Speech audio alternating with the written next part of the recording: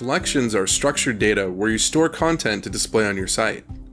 Connect them to a dynamic page to create multiple pages with real estate listings, recipes, portfolios, and more. In these collections, each row represents a different page. Each column represents a different field. Fields contain types of content, also known as data types, to be displayed on the website. Data types include text, image, URL, location, and more. Once collection fields are imported, select the relevant data type for each one. One field to look out for is page item URL. Since each row represents a page, a URL must be defined for each row.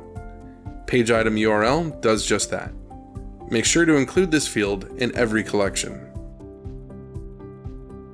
When you update a collection, the pages displaying its content automatically update on your site. This can take some time, so if you wanted to update immediately, click Refresh Data.